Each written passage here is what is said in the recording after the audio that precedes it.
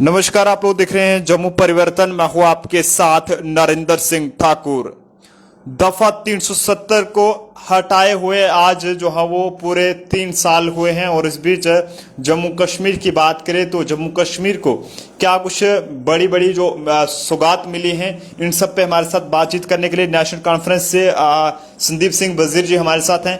इनसे बात करना चाहेंगे। संदीप जी, क्या कहना चाहेंगे जिस तरह से दफा 370 को हटाए हुए आज जो है पूरे 3 साल हुए हैं और आज का 5 अगस्त का ही एक ऐसा दिन था जिस दिन जो है वो जम्मू कश्मीर को स्टेट को यूटी में तब्दील किया गया था और 370 को जो है वो हटाया गया था। क्या कुछ जम्मू कश्मीर को सौगात जो है वो मिली है 370 के बाद?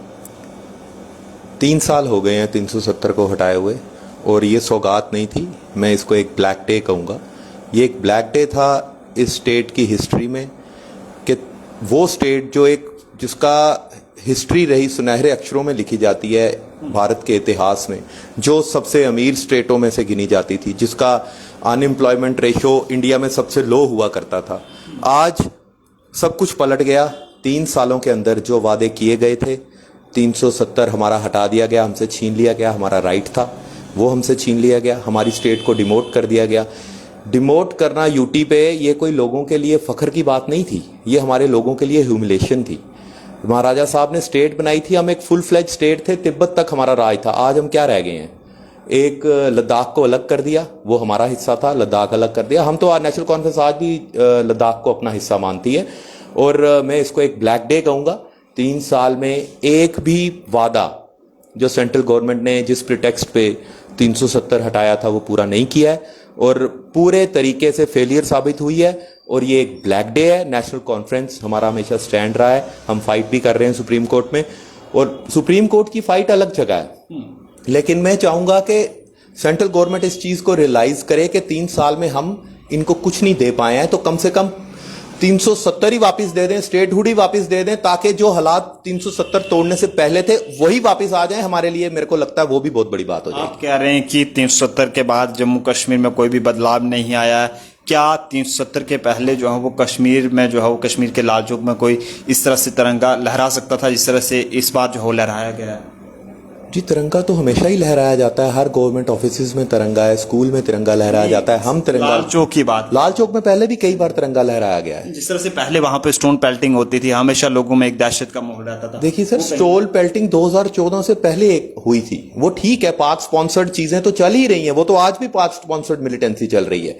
हम नहीं उसको डिनाई कर रहे कि पाकिस्तान स्पॉन्सर नहीं कर रहा है मिलिटेंसी को और पैसे नहीं खर्च रहा है यहाँ के लोगों को वर्गलाने के लिए, यूथ को वर्गलाने के लिए। वो पहले भी हो रहा था, आज भी हो रहा है, लेकिन सिर्फ झंडा लहराना ही हमारी, बस एक झंडा लहराने के लिए लाल चौक में झंडा लहराया, यही उपलब्धि है 3 साल में? और क्या किया है? लड़के के लोग पहले यहां पर जगह नहीं खरीद सकते थे, लेकिन आप वो भी यहां पर जगह खरीद सकते हैं। डोमिसाइल यहां पर लाया गया, शायद आपको याद करवा दूं। जी, जगह खरीद सकते हैं तो मुझे बताएं, कश्मीर में ये कश्मीरी पंडित वापस क्यों आ रहे हैं फिर यहां से? ये एम्प्लॉयज थे जो पीएम पैकेज के एम्प्लॉयज हैं, वो स्ट्राइक पे बैठे हुए हैं, हमें जम्मू भेजो। जो वहां पे रह रहे हैं वो वापस आ रहे हैं और आप कह रहे हैं यहां से जाके लोग वहां पे जमीन लेंगे और हमें नुकसान होगा। सर, हमें नुकसान होगा, यहां पे क्राइम रेट बढ़ेगा, हर तरीके से हमारे नौजवान का जो हक था गवर्नमेंट सर्विसेज में वो छीना गया 370 जाने के बाद। अब कोई भी अप्लाई, अरे मैं कहता हूं चलो हक इन्होंने हमसे छीन भी लिया, फिर भी अगर कुछ नौकरियां ही दे देते तो वो भी बहुत बड़ी बात थी, लेकिन ऐसा भी नहीं हुआ। आज बच्चे स्ट्राइक पे बैठे हुए हैं, एसआई की लिस्ट निकलती है, वो फेलियर। एसएसआर भी क्या कर रही है?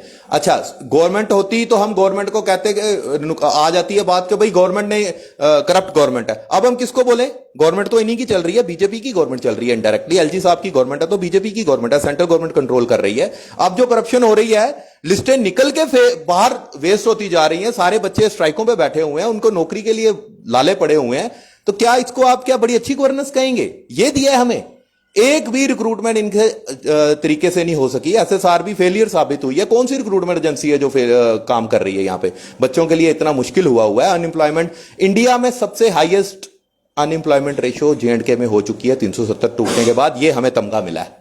आपको क्या लगता है कि 370 के बाद कोई भी किस तरह की डेवलपमेंट या कोई भी किस तरह की तरक्की नहीं हुई है जम्मू कश्मीर में? आप बताएं, टोल प्लाजा ही बने, उसके अलावा एक एक रोड को 5-5 बार डाल दिया। जो सही रोड्स हैं उसी को डालते जा रहे हैं, हर दूसरे दिन डालते जा रहे हैं, उसी के ऊपर चढ़ाते जा रहे हैं। जो खराब हैं उसको कोई देख ही नहीं रहा है। जो ठीक है उसके ऊपर आए, डाला, चले गए, बात खत्म हो गई। तरक्की हुई है ना, बीजेपी के लीडरों की तरक्की हुई है, बीजेपी के लीडरों की तरक्की हुई है जिन्होंने सारे ठेके ले लिए और अपने जो एक आम आदमी भी, आम वर्कर भी था, वो करोड़पति बन गया, साइकिल से फॉर्च्यूनर पे आ गया। यही तरक्की है, बस यही तरक्की हुई है। जो बीजेपी के साथ है उसकी तरक्की शायद हो रही होगी। बीजेपी कहती है कि जम्मू कश्मीर तरक्की की ओर बढ़ रहा है। भाई हमें बताएं ना, हमें डेटा देखो, हर चीज को प्रूव करने के लिए एक डेटा होता है कि हमने ये पहले ये था, अब ये है। अब मैं आपको रिवर्स डेटा दे रहा हूं। टेररिज्म में कोई डिक्लाइन नहीं आया, जिसको कह के 370 तोड़ा था। टेररिज्म में कोई डिक्लाइन नहीं है। अनएम्प्लॉयमेंट रेशियो में हम सबसे ऊपर हैं। क्राइम रेट हमारा बढ़ गया। ये सीएमआई के डेटे हैं, वो बता रहा हूं, एनसीआरबी का डेटा, वो आप सर्च कर लीजिए गूगल पे, आपको पता चल जाएगा। हम रिवर्स गियर में हैं सर, हम रिवर्स गियर में जा रहे हैं और ये कह रहे हैं कि हमने बड़ा कुछ कर दिया। मुझे अगर बड़ा कुछ कर दिया तो क्यों बच्चे बैठे हुए हैं वहां पे? अब नेशनल कॉन्फ्रेंस क्या डिमांड करती है? हम 370 की वापसी डिमांड करते हैं। हमें पीसफुली रहने दिया जाए। हम इंडिया का हिस्सा है। तिरंगा हमने 1947 में भी पकड़ा हुआ था, आज भी पकड़ा हुआ है और आगे भी अपने मरते दम तक पकड़ के रखेंगे। हम 370 की बहाली चाहते हैं और स्टेटहुड इमीडिएटली हमें रिस्टोर करो, ताकि कम से कम यहाँ पे पॉपुलर गवर्नमेंट आए तो कोई लोगों का भला। संदीप जी, आपको क्या लगता है कि 370 वापस मिलेगा? हमें पूरी उम्मीद है। अब न्यायालय पे तो उम्मीद है ही है हमें। देखिए हमारा केस बहुत स्ट्रांग है, बड़े लर्नड। बीजेपी कहती है कि 370 को तो दफना दिया गया, जिसे दफना दिया जाए तो वो वापस नहीं आ सकता। सर उनके कहने से क्या होता है? वो सुप्रीम कोर्ट तो नहीं है। सुप्रीम कोर्ट का जज बीजेपी के हेडक्वार्टर तो नहीं है ना। सुप्रीम कोर्ट के जज हैं, वो लर्न जजेस हैं। हमारा भी केस जो है, जस्टिस मसूदी साहब और पैनल है जो लड़ रहे हैं, और भी लोग लड़ रहे हैं, वो बड़े लर्न लोग हैं। उनसे हमारी बात हुई है। उन्होंने हमें पता, हम खुद मानते हैं सर कि 370 is an integral part of JNK और वो कभी तोड़ा नहीं जा सकता। हाँ, जबरदस्ती कर दिया तो कर दिया, कोई बात नहीं, लेकिन न्यायालय पे पूरा भरोसा है। मुझे लगता है कि वो जरूर वापस मिलेगा। और स्टेटहुड तो, क्योंकि स्टेटहुड का तो कोई न्यायालय में भी मसला नहीं है ना। स्टेटहुड तो इमीडिएटली रिस्टोर होनी चाहिए। वो क्यों नहीं हो रही है? इलेक्शन क्यों नहीं हो रही है स्टेट के अंदर? इलेक्शन करें आप, लोगों की गवर्नमेंट दें। 8 साल हो गए आज लोगों को दरबदर हुए। कम से कम अब लोगों की पॉपुलर गवर्नमेंट तो दो। उसके बाद गवर्नमेंट जाने, लोग जाने, उसके बाद अगर गवर्नमेंट काम नहीं करती तो वो गवर्नमेंट का फेलियर है। लेकिन अभी तो आपका ही फेलियर चल रहा है। कम से कम आप लोगों की पॉपुलर गवर्नमेंट तो रिस्टोर करो स्टेट में। स्टेटहुड तो दो। आप इतना सा तो कर सकते हैं, वो भी नहीं कर पा रहे हैं। इतने साल हो गए। अब ये तो एक अच्छा बहाना हो गया, जब हालात ठीक होंगे तो हम 370 देंगे। वो जब कब है, वो उसकी डेफिनेशन भी तो कोई नहीं है ना। वो जब अब मेरी मर्जी है, गृह मंत्री की मर्जी है, प्राइम मिनिस्टर साहब की मर्जी है, वो बोलेंगे 10 साल बाद ठीक होंगे तो ठीक है, 10 साल बाद। ऐसा तो नहीं चलता डेमोक्रेसी, ऐसा तो नहीं चलती है। लोगों को जरूरत है गवर्नमेंट की, लोगों को स्टेटहुड की जरूरत है। उनको इमीडिएटली यहाँ इलेक्शन करवाने चाहिए, स्टेटहुड देना चाहिए, ताकि लोग कम से कम अपने नुमाइंदों से अपने काम तो करवा सकें। आजकल एडमिनिस्ट्रेटिव डेफिसिट है, कोई अफसर सुनता नहीं है, दरबदर हो रहे हैं लोग। कम से कम सुनो, कम से कम डेमोक्रेसी के एसेंस को तो फॉलो करो। कम से कम इतना भी नहीं कर पा रहे हैं। मुझे बड़ा अफसोस है कि 3 साल हो गए, हमें कुछ नहीं मिला और हम रिवर्स गियर में जा रहे हैं और इट्स ए फ्री फॉल। जब नीचे जाके, और कहीं ऐसा ना हो कि इतनी नीचे चले जाएं कि उठना मुश्किल हो जाए।